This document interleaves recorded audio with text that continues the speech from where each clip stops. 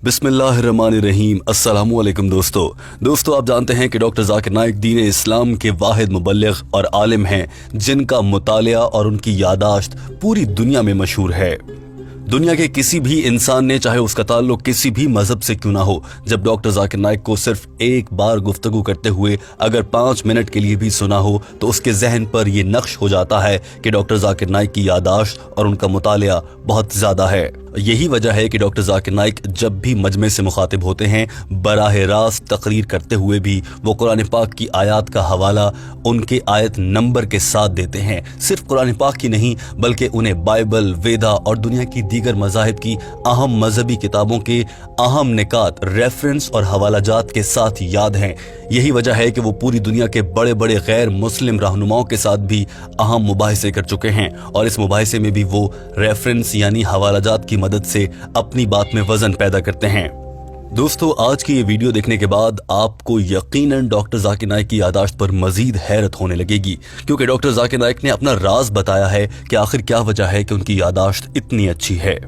सवाल करने वाली खातून ने क्या सवाल किया था, पहले आपको वो दिखाते हैं।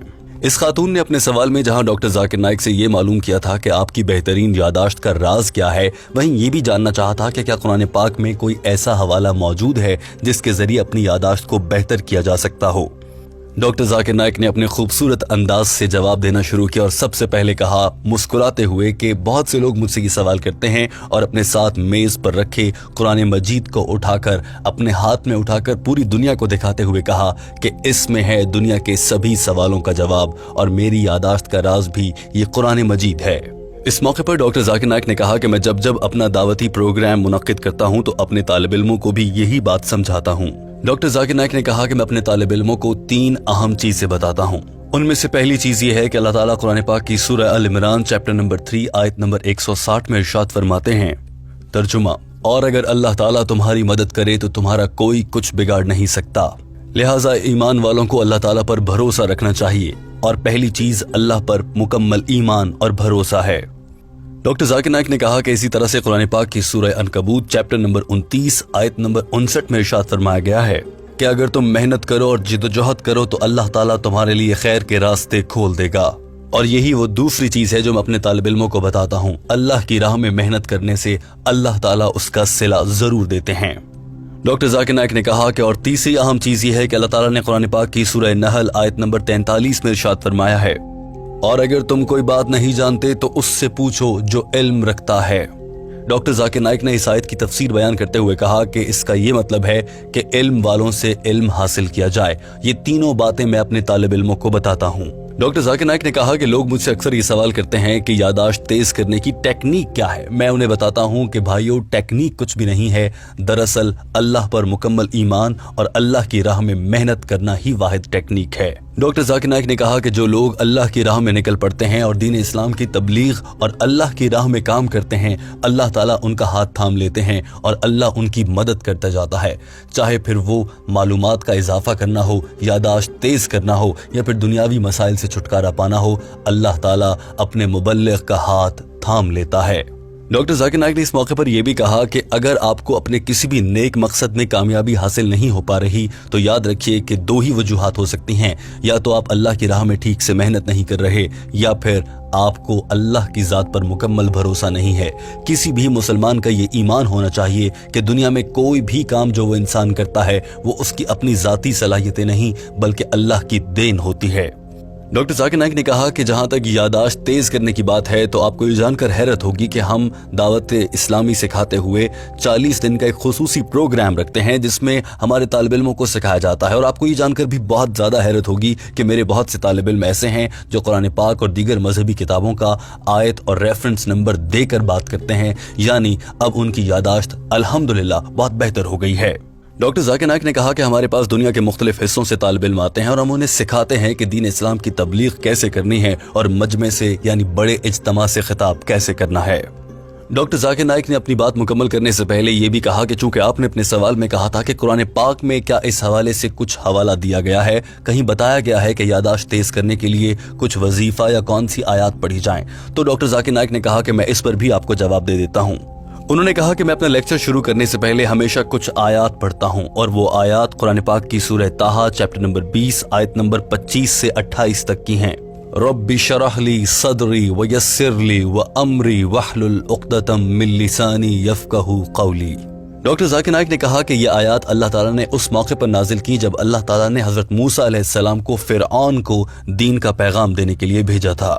चूंकि हज़रत मूसा अलैहिस्सलाम की ज़बान में लुकनत थी और वो बात करते हुए हकलाते थे, इसीलिए अल्लाह ताला ने उनके लिए ये आयात नाजिल फरमाई थी। और बताया जाता है कि उस मौके पर हज़रत मूसा अलैहिस्सलाम की लुकनत ख़त्म हो गई थी। इस मौके पर डॉक्टर जाकिर नाइक ने एक और अहम राज से भी पर्दा उठाया। उन्होंने कहा कि मैं आज लाखों लोगों के सामने खड़े होकर खिताब करता हूँ, मगर आप में से बहुत से लोग ये बात नहीं जानते होंगे कि एक वक्त था कि जब मैं भी हकलाया करता था और मेरी गुफ्तगू बिल्कुल भी वाज़ेह नहीं हुआ करती थी। बहुत से लोगों को मुझे समझने में मुश्किल होती थी। मुझमें स्टेज फियर था, यानी मैं एक बड़े स्टेज पर खड़ा होकर लाखों लोगों से खिताब करने का एतमाद नहीं रखता था। मगर मैं ये आयात पढ़ता हूँ और अल्हम्दुलिल्लाह इन आयात के पढ़ने के बाद मेरी लुकनत ख़त्म हो चुकी है और अब आप देखते हैं कि मैं घंटों खिताब कर सकता हूँ और मुश्किल सवालों का जवाब भी देता हूँ। डॉक्टर जाकिर नाइक ने बताया कि वो अपना नाम तक ठीक तरह से नहीं ले सकते थे।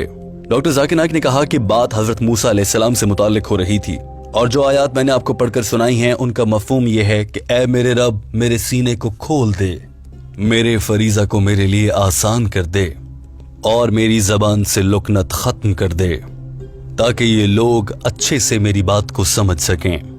डॉक्टर जाकिर नाइक ने कहा कि यही वजह है कि अपने तमाम इज्तिमात के आगाज़ से पहले मैं भी अल्लाह ताला से यही दुआ करता हूँ।